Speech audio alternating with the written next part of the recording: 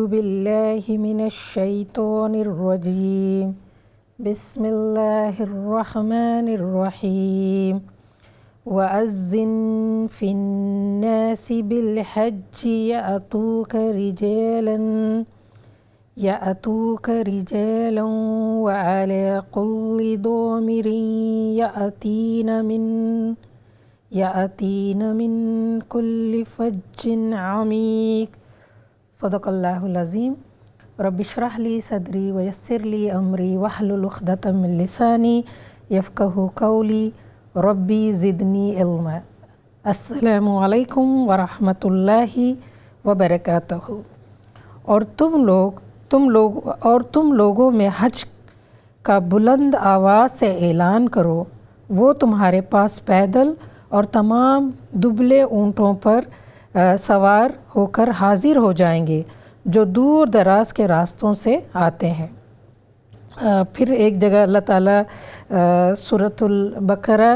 کی آیت نمبر 200 میں اللہ تعالیٰ یہ بھی کہتے ہیں، پھر جب تم اپنے حج کے ارکان پورے کر چکو تو مینا میں خوب ذکر کیا کرو جیسے تم اپنے باپ دادا کا بڑے شوق سے ذکر کرتے ہو، یا اس سے بھی زیادہ شدت شوق کے ساتھ اللہ کا ذکر کرو. انشاءاللہ آج جو ہے ہم حج کے مناسک اور اس کا فلسفہ جو ہے اس پر بات چیت کریں گے. آج کے سیشن میں جو حج کے مناسک ہے، انشاءاللہ جو لوگ حج تمتع کر رہے ہیں، حج کا جو پورا پروسیس ہے وہ سیم ہوگا، چاہے وہ حج تمتع کر رہے ہیں یا قران یا افراد حج، کیونکہ ابھی عمرہ تو ہو چکا ہے. ٹھیک ہے، تو سب سے پہلے ہم دیکھتے ہیں کہ 8 ذی الحجہ کو جو لوگ حج تمتع کر رہے ہیں وہ اپنا احرام باندھ لیں گے، اور احرام باندھنے کے بعد پھر جہاں سے بھی ہے ان کو میقات پہ جانے کی پھر ضرورت نہیں ہے. میں حج تمتع کی بات کر رہی ہوں. اور پھر وہ جو ہے نیت کر لیں گے، حج کی نیت کریں گے، احرام باندھیں گے. اللہم انی ارید الحج فیسرہ لی وتقبلہ. اے اللہ میں ارادہ کرتی ہوں حج کا، اور تو میرے لیے بس اس کو آسان کر دے، اور اللہ تعالیٰ تو اس کو قبول کر لے. اب نیت باندھنے کے بعد جو ہے وہ تلبیہ شروع ہو جاتا ہے. تو سب سے پہلے ہم جو ہے وہ مناسک کو ڈسکس کرتے ہیں، اس کا ایک جائزہ لیتے ہیں اور پھر فلسفے پہ بات کریں گے. تو 8 ذی الحجہ کے دن احرام باندھنے کے بعد، احرام کے تمام کنڈیشنز کے اندر آ جانے کے بعد، حاجی جو ہے وہ مکہ سے مینا کی طرف روانہ ہوتے 8 ذی الحجہ کو. اور جب بھی وہ وہاں پہ پہنچتے ظہر کے وقت یا عصر کے وقت، تو یہ ہوتا ہے کہ مینا کے میدان میں پہنچ کر کے اپنے اپنے کیمپس میں چلے جاتے ہیں، جہاں پہ بھی ان کو جو ہے اکوموڈیشن دی جاتی ہے.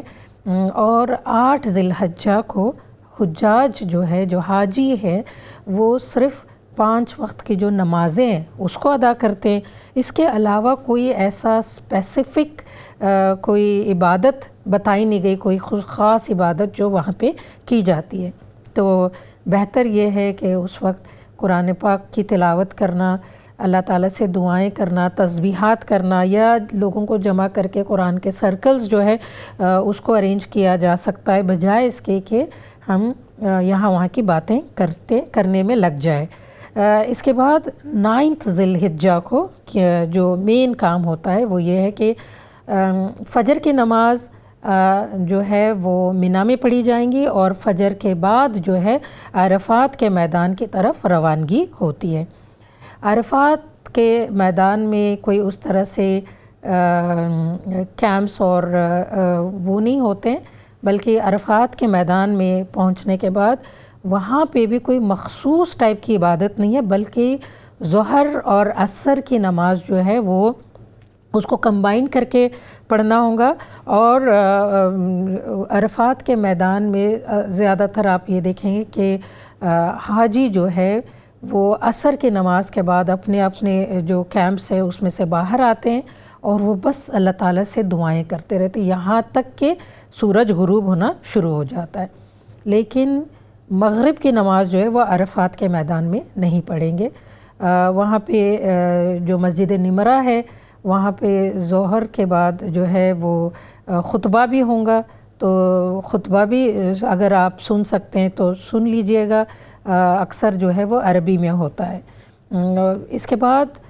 عرفات کے میدان سے جو ہے حاجی وہ نکل کر کے مزدلفہ کی طرف جاتے ہیں، ٹھیک ہے۔ یہ ابھی 9 ذی الحجہ ہی ہے، اس کے مغرب کے بعد تمام حاجی جو ہے وہ مزدلفہ پہنچ جاتے ہیں۔ مزدلفہ پہنچنے کے بعد جو امپورٹنٹ کام کرنا ہے وہ یہ ہے کہ سب سے پہلے مغرب اور عشاء کی نماز کو جو ہے وہ پھر وہ جمع کر کے، کیونکہ یاد رکھیں کہ عرفات کے میدان سے بغیر مغرب پڑھے آپ نکل چکے تھے، تو اب مزدلفہ کے میدان میں جو ہے وہ مغرب اور عشاء دونوں اکٹھی پڑھی جائیں گی، اور اس کے بعد جو ہے وہاں سے کنکریاں جمع کی جائیں گی، جو دوسرے دن جمرات پہ جا کر کے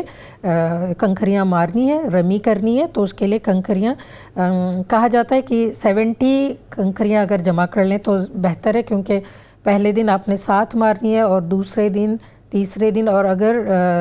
تیسرا دن بھی اگر آپ کو رہنا پڑے تو پھر 21 کنکریاں مارنی ہوں گی۔ تو یہاں پہ مزدلفہ کے میدان میں کنکریاں جمع کرنی ہوں گی، اور اس کے بعد آپ کے اپنے اوپر ہے، کیونکہ عرفات کا دن جو ہے وہ بہت مشقت والا دن تھا، حاجی تھک جاتے ہیں، تو یہاں پہ یہ الاؤڈ ہے کہ اگر آپ سونا چاہیں تو آپ سو سکتے ہیں، اگر آپ عبادت کرنا چاہیں تو آپ عبادت بھی کر سکتے ہیں۔ اب مزدلفہ میں آپ نے رات گزارنی ہے، اور 10 ذی الحجہ کو فجر کی نماز جو ہے وہ مزدلفہ میں پڑھنی ہے۔ مزدلفہ میں فجر کی نماز کے بعد حاجی جو ہے وہ مینا کی طرف جو ہے وہ روانہ ہوتے ہیں۔ اب مینا جانے کے بعد جو سب سے پہلا کام کرنا جو ہے وہ یہ ہے کہ جمرات العقبہ، یعنی یہ جو جمرات ہے اس کی رمی کرنی ہے، 7 کنکریاں ماریں گے وہاں پہ جا کر کے، اور یہ اس دن صرف جمرات العقبہ جو ہے وہاں پہ ہی کنکریاں ماری جائیں گی، اور اس کے بعد پھر اپنے کیمپ کی طرف آ جائیں گے، اور وہاں پہ اپنے نام کی اناؤنسمنٹ کا ویٹ کریں گے۔ کس چیز کے لیے؟ کہ اگر آپ کے نام کا جو قربانی یا جو عدیہ ہے وہ پوری ہوئی یا نہیں، اور جب آپ کا نام اناؤنس ہو جاتا ہے کہ آپ کی طرف سے قربانی پہنچ گئی ہے، تو اس کے بعد جو نیکسٹ سٹیپ ہوتا ہے، یہ سارا 10 ذی الحجہ کی بات ہم کر رہے ہیں، تو قربانی کے بعد جو ہے شیو کرنا، یا تو آپ سر منڈا دیں، یا تو بالوں کو جیسے عورتیں جو ہے وہ ٹرم کر لیتی ہیں، تو اس کے بعد جو ہے احرام اتر جاتا ہے۔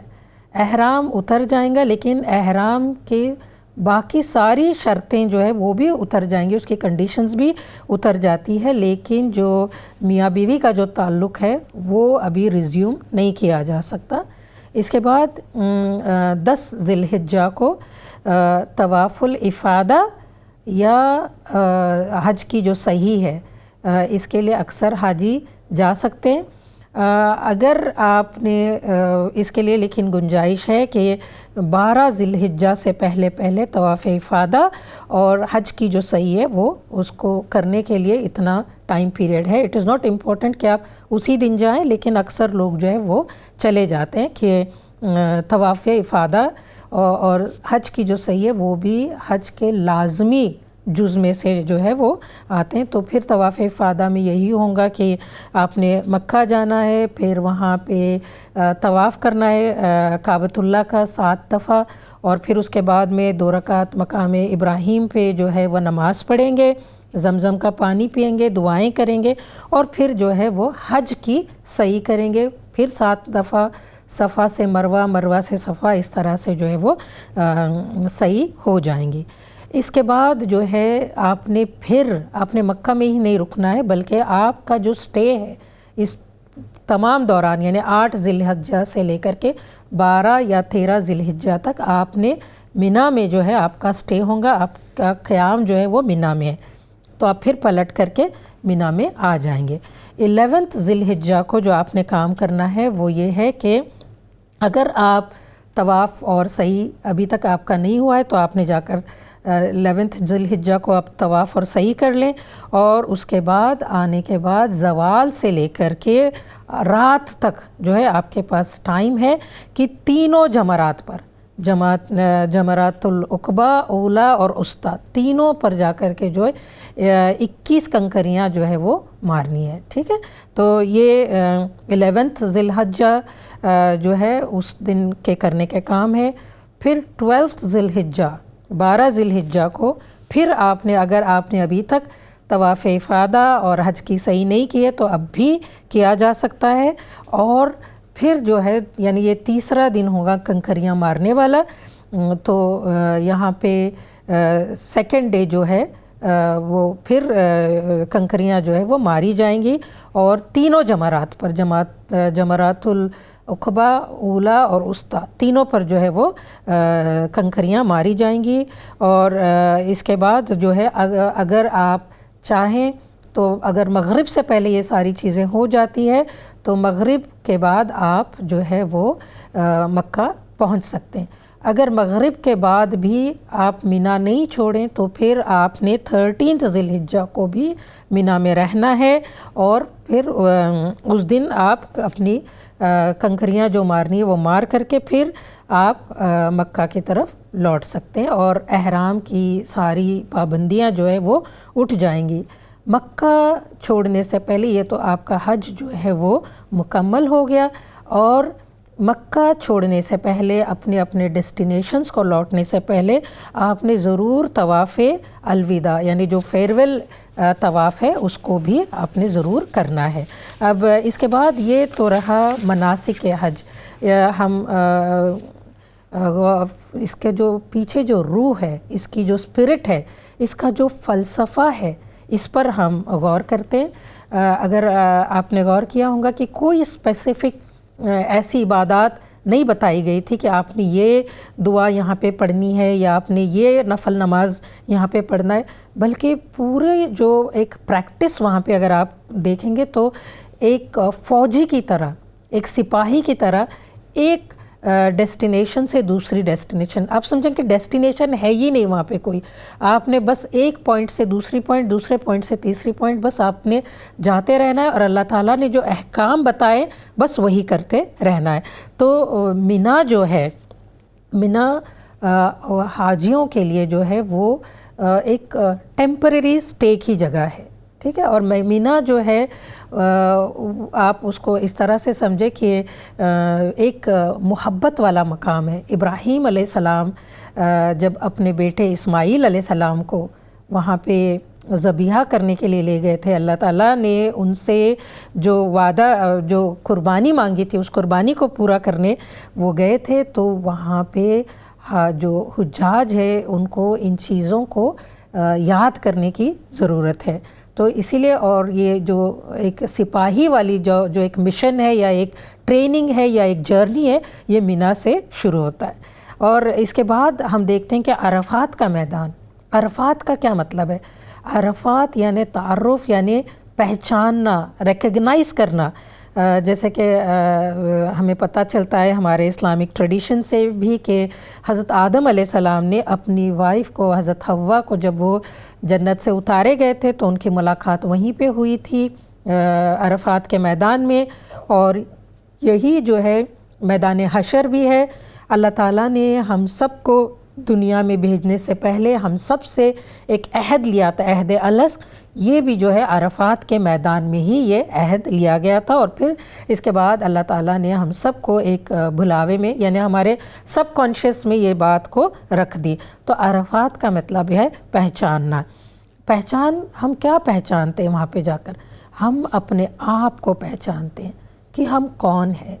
ہم اس بات کو تسلیم کرتے ہیں وہاں پہ جانے کے بعد کہ ہم اللہ کے غلام اور اللہ کے بندے. ہم ہر طرح کی دوسری غلامی سے جو ہے وہ آزاد ہے. ہم انڈیپینڈنٹ ہے. ہم باقی اپنے آپ سے، اپنے فیملی، اپنی سوسائٹی، اپنی جو دیگر جو ڈیزائرز ہے، ان سب سے ہم آزاد ہیں. ہم صرف اور صرف اللہ کے غلام ہیں، اللہ کے بندے ہیں. اور یہاں پہ آنے کے بعد انسان اس چیز کو بھی پہچانتا ہے کہ ہم آدم علیہ السلام کے اولاد ہیں۔ آدم علیہ السلام نے گناہ کیا تھا، انہوں نے اپنے گناہ کو پہچانا اور پھر انہوں نے اللہ سے معافی مانگی، اور شیطان نے اس کے برعکس کیا، شیطان بالکل اپوزٹ اس نے کام کیا تھا۔ تو یہاں پر آ کر کے ہم پہچانتے ہیں کہ ہم بندے ہیں اللہ کے اور گناہ ہم سے ہی ہوتے ہیں، ہے نا۔ تو یہاں پہ عرفات کے میدان میں اس لیے آپ دیکھتے ہیں کہ ہم کھڑے ہو کر کے وہاں پہ اللہ کے آگے گڑ گڑاتے ہیں، استغفار کرتے ہیں، ہم اپنی جو ہماری جو ریئل سیلف ہے، ہم کتنے کم ہے اس چیز کو ہم پہچانتے کہ وی آر نتھنگ، ٹھیک ہے۔ تو سب سے پہلے چیز جو ہے یہاں پہ عرفات میں کے میدان میں ہم اپنے آپ کو پہچاننے کی کوشش کرتے ہیں کہ ہمارا سٹیٹس کیا ہے۔ اب پہچاننے کے لیے کس چیز کی ضرورت ہے؟ نالج کی ضرورت ہے۔ بغیر علم کے جو ہے انسان کسی کو پہچان نہیں سکتا۔ تو نالج یہاں پہ ہمیں کس چیز کی نالج ملی تھی عرفات کے میدان میں؟ کہ نبی اکرم صلی اللہ علیہ وسلم نے عرفات کے میدان میں جو ہے کھڑے ہو کر کے آخری خطبہ دیا تھا۔ یہ آخری خطبہ سب سے فرسٹ ہیومن چارٹر تھا، جس میں انسانی ایکوالٹی کی بات کی گئی تھی، ریسزم کو ختم کیا گیا تھا۔ تو یہاں پہ ہم اس چیز کو عرفات کے میدان میں ہم اپنے جو مشن ہے، جو نبی اکرم صلی اللہ علیہ وسلم نے یہ کہا تھا یہاں پہ کھڑے ہو کر کے کہ جو لوگ یہاں پہ نہیں ہے ان تک، جو لوگ یہاں پہ پریزنٹ ہے، جو حاضر ہے، وہ غیر حاضر لوگ جو ہے ان تک اسلام کے میسج کو پہنچا دے۔ بلغو آیا انی، اگر آپ کے پاس ایک بھی آیت ہے تو اس آیت کو آگے پہنچانے کا کام یہ بھی عرفات کے میدان میں یہ ہوا تھا۔ اور ہمیں سمجھنے کی ضرورت ہے کہ ایز اے مسلم ہم سب کی ذمہ داری ہے کہ جن لوگوں تک اسلام کا میسج نہیں پہنچا، یہ عرفات میں کرنے والے کام ہے، یہ ریفلیکشن والی جگہ ہے کہ یہاں پہ ہم دعائیں مانگتے ہیں کہ اللہ تعالیٰ یہ جو نبی اکرم صلی اللہ علیہ وسلم کا مشن تھا ہم اس کو پہچانتے ہیں، ہم اپنی حیثیت کو پہچانتے ہیں، اور پھر ہم جو ہے وہ دنیا میں اس میسج کو لے کر کے پھیلیں گے۔ کسی چیز کو ریکگنائز کرنے کے لیے یا علم کے لیے جو ہے روشنی کی ضرورت ہوتی ہے، اس لیے ہم دیکھتے ہیں کہ عرفات کے میدان میں جو ہے وہ دن کے وقت ہم کھڑے ہو کر کے، ابھی رات نہیں ہوئی ہوتی ہے، ہم پورا دن جو ہے عرفات کے میدان میں کھڑے ہو کر کے اللہ تعالیٰ سے دعائیں مانگتے ہیں۔ اللہ تعالیٰ سے ہم کہتے ہیں کہ اللہ تعالیٰ ہم نے اپنے آپ کو پہچان لیا۔ تو ہم سب کو یہ بات سمجھنے کی ضرورت ہے، اور اسی لیے اللہ تعالیٰ نے کہا کہ عرفات کے میدان میں جو نہیں پہنچ پاتا تو اس کا حج جو ہے وہ انویلڈ ہو جاتا، اس کا حج قبول ہی نہیں ہوتا، کمپلیٹ ہی نہیں ہوتا، ٹھیک ہے۔ تو اس کے بعد اسی لیے ہم عرفات کے میدان میں اپنے آپ کو پہچانتے، اپنی ذمہ داری کو پہچانتے، اپنے مشن کو پہچانتے، اور وہاں سے پھر مغرب سے پہلے جو ہے مغرب کے پہلے وہاں سے نکل جاتے ہیں اور مزدلفہ کی طرف ہماری روانگی ہوتی ہے۔ اب عرفات اپنے آپ کو پہچاننے والا اور اپنے نالج کو سمجھنا اور اپنے مشن کو سمجھنے والی بات تھی۔ وہاں پہ ہم دعائیں کر رہے تھے۔ مزدلفہ کا عالم ڈیفرنٹ ہے۔ مزدلفہ ایک ایسی جگہ جہاں پہ کوئی کیمپ نہیں، بالکل ننگے آسمان کے نیچے تمام حجاج جو ہے وہ ایک ساتھ جمع ہو جاتے ہیں، جیسے حاجیوں کا ایک سمندر ہے، سارے احرام پہنے ہوئے، ایک بالکل ڈیفرنٹ سا سما ہوتا ہے، اور اتنے کراؤڈ میں سارے اپنے آپ میں جو ہے وہ لگے ہوئے ہوتے ہیں۔ یہاں پہ اسی لیے کوئی خاص عبادت کے تعلق سے نہیں بتایا گیا، کوئی خصوصی عبادت یہاں پہ نہیں ہے، کیونکہ یہ ریفلیکشن والا مقام ہے۔ یہاں پہ آپ نے کھڑے ہو کر کے جتنی دعائیں عرفات کے میدان میں مانگی تھی، اب یہ وہ مقام ہے مزدلفہ والا جس کو محشر حرم بھی کہا جاتا ہے، کہ یہاں پہ ہم لاکھوں کے بیچ میں رہتے ہوئے بھی تنو تنہا اپنے ان دعاؤں پر ریفلیکٹ کریں، ہم اپنے ضمیر کو بیدار کریں، اپنے کانشیس کو جو ہے وہ اویئر کریں، اس کو جگائیں کہ ہم نے دنیا میں جانے کے بعد اب پھر جب ہم پھیل جائیں گے ہر طرف تو ہم نے یہ اپنے اس مشن کو جو ہے وہ پورا کرنا ہے۔ اس مشن کو پورا کرنے کے لیے جو ہمارے راستے میں اپورچونٹیز آئیں گی یا جو چیلنجز آئیں گے، جو مشکلات آئیں گی، جو مشقتیں ہم نے کرنی ہوں گی، ان سب کے تعلق سے جو ہے ہم نے اپنے آپ کو آگاہ کرنا ہے، اور ان کی اسٹریٹجیز جو ہے وہ ہم نے عرفات کے میدان میں بنانی ہے۔ اس کے بعد جو ہے حاجی آ جاتے ہیں مینا کی طرف. مینا میں جیسے کہ میں نے پہلے بھی بتایا آپ سب سے کہ مینا جو ہے وہ ایک سولجر کی طرح ایک جگہ سے جو ہے وہ دوسری جگہ تک جو ہے وہ بس ایک from one point to the other ہم نے بس اللہ تعالیٰ کے احکاموں کو پورا کرنا ہے. تو جس طرح سے جب ہم مینا میں جاتے ہیں تو سب سے پہلے ہم کنکریاں مارتے ہیں جمرات العقبہ پہ 7 کنکریاں مارتے ہیں. تو اس کا مطلب کیا ہے کنکریاں مارنے کا؟ یعنی جب ہم مینا کے میدان میں پہنچتے ہیں تو کنکریوں کو مارنے کا مطلب یہ ہے کہ ہم جب وہاں سے پلٹ کر کے دنیا میں آئیں گے تو دنیا کے جتنے خرافات ہے، جتنے شیاطین ہر طرف پھیلے ہوئے ہیں، چاہے وہ ڈیفرنٹ آئیڈیالوجیز ہو، ڈیفرنٹ سسٹمز آف لائف ہو، ان ساروں کے لیے ہم نے وہاں پہ صرف اس شیطان کو کنکری مارنا یعنی ایک سمبل تھا. ہم نے آ کر کے اپنی زندگی میں اور اپنے پرسنل لائف میں، اپنے پبلک لائف میں جو ہے ان شیطانوں کا خاتمہ کرنا ہے. اور اس کے بعد جو قربانی ہم دیتے ہیں، ٹھیک ہے، قربانی کا مطلب کیا ہے کہ ہم نے اپنے آپ کو جیسے اپنے سر کے بال منڈا کر کے اللہ تعالیٰ کے ہاتھ میں اپنے سر کو دے دیا، اپنی پیشانی کو اللہ کے ہاتھ میں ہم نے جس طرح سے دے دیا. تو یہاں پہ قربانی کا مطلب ہے کہ ہم اپنی لیزینس یا جو آج کل ہم دیکھتے ہیں کہ ٹائم کلنگ جو ہم کرتے ہیں، یہ ساری چیزوں کی قربانی دیں گے کیونکہ ہم اب ایک نئے مشن کے ساتھ آگے آ رہے ہیں. ہم پرائیورٹائز کرنے والا جو کام ہے وہ کریں گے، ٹھیک ہے. تو سر کو منڈانا اور پھر قربانی، اور پھر اس کے بعد ہم جب طواف افادہ اور حج کی سعی کے لیے جاتے ہیں، اس کا مطلب یہ ہے کہ یہ سارے ٹریننگ جو اللہ تعالیٰ 5 دنوں کی کروا رہا ہے، تو اب ہمارا جو کمانڈر ہے، جو ہمارا رب ہے، وہ ہمیں کہہ رہا ہے کہ آ کے رپورٹ کریں اللہ تعالیٰ کے پاس. اب جو طواف افادہ اور حج کی سعی اس وقت جو طواف آپ نے عمرے کے وقت کیا تھا اس میں اور اس کے جو پیشن ہے، جو جذبے ہیں، اس میں فرق ہوگا. اس میں کس طرح سے فرق ہوگا کہ اس سے پہلے آپ کو نہیں پتہ تھا، ٹھیک ہے. اب بہت عاجز بن کر، ہمبل بن کر آپ اللہ تعالیٰ کے آگے آپ سیلف سینٹرڈ نہیں بننے والے تھے، بلکہ آپ اللہ سینٹرڈ یعنی اللہ تعالیٰ آپ کی زندگی کا مرکز ہوں گا اور محور جو ہے وہ اللہ تعالیٰ کی ذات ہوں گے. اب آپ کانشیسلی اتنی ٹریننگ کے بعد آپ نے پہچان لیا اپنے آپ کو. اب آپ جو ہے یہ جو طواف افادہ اور حج کی سعی میں آپ یہ کہیں گے کہ اللہ تعالیٰ یہ جو میری روحانیت ہے یا جو میری مادی ضرورت ہے، اس کے ذریعے اللہ تعالیٰ میں جو ہوں اب پورا اکوپڈ ہو کر کے، یعنی تمام وسائل اور تمام نالج اور ایک نئے پیشن، ایک نئے جوش اور نئے ولولے کے ساتھ جو ہے ہم اللہ تعالیٰ کو رپورٹ کرتے ہیں وہاں پہ، تاکہ ہم جب پھر دنیا میں پھر اپنے پلیسز میں جہاں پہ بھی ہم مقیم ہیں ہم آ جاتے ہیں، تو وہاں پہ آنے کے بعد ہم یہ جو ٹریننگ تھا اس کو ہم یوز کریں گے اپنی روز کی زندگیوں میں. تو یہ تھا حج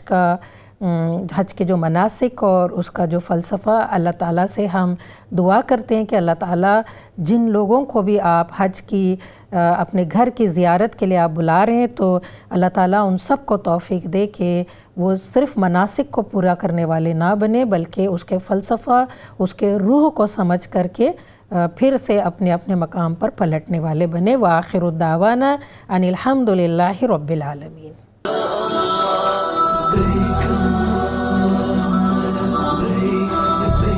شريك لك لبيك إن الحمد والنعمة لك والملك لا شريك لك لبيك.